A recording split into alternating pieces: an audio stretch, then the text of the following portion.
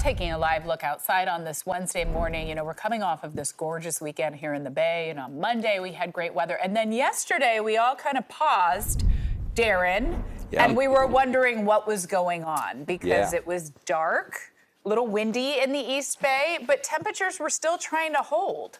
We made it to the upper 60s for most places yesterday, but we never really broke out of that gray marine layer stuff. And that's a little unusual. Normally it comes in the morning, it clears out in the afternoon.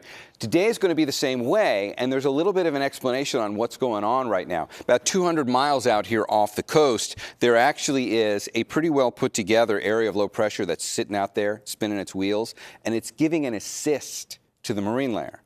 You can see what shows up here. That's a little bit of rain in it. So not only does it stay gray all day, but we could see a little bit of light mist along the coast today from this. And the clouds never really clear entirely. If we look at this on a slightly bigger picture, now you can see that low pressure area right off the coast. Look at this bullseye. Everything spins counterclockwise. It develops some light rain in it, grazes the coast with it, but it keeps the marine layer sustained throughout the day. So we probably don't break it much today. But tomorrow we will. And you can see how we're going to do that when you watch the. We're going to go from tonight into Thursday. Look how this kind of gets swept out of here. And then we're going to get back into our more typical pattern. We'll still have a little bit of the marine layer tomorrow. The clouds will be lower. They won't mist as much, and they won't last as long tomorrow. But the temperatures aren't going to change a whole lot. So the pattern doesn't go through a big significant change from this tomorrow, but you will get more breaks of blue skies as we get into tomorrow. We don't really warm up, though, until the weekend. Because between now and then, on Friday, there's another weak little weather system coming out of the Pacific that's going to try and deliver a few sprinkles. It won't, but what it will do is we say goodbye to this current system, watch the next little batch of wind that comes down the coast. And Friday, you're really going to see a difference.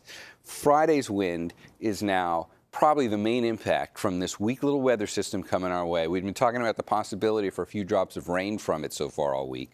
That's not really the focus anymore. Instead, that is.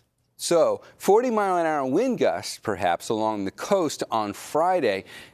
Basically, what's going to be happening is we're going to be feeling a dry, cold front go by. We won't get the rain, but we're going to feel the difference in air masses, and northerly winds are going to kind of pick up to 40 miles an hour along the coast and maybe 20 to 30 miles an hour just about everywhere else. That's Friday afternoon. And then when that leaves, we're going right back to beautifully sunny and relatively warm. Let me show you what that looks like. In the 7-day forecast, you'll see temperatures by the time we get to Sunday in particular really take a nice little jump. So Friday, it's a bit windy, maybe a drop of rain in there, but don't count on it, much of anything from it. And then you get your mid-70s back here going into the weekend and early next week.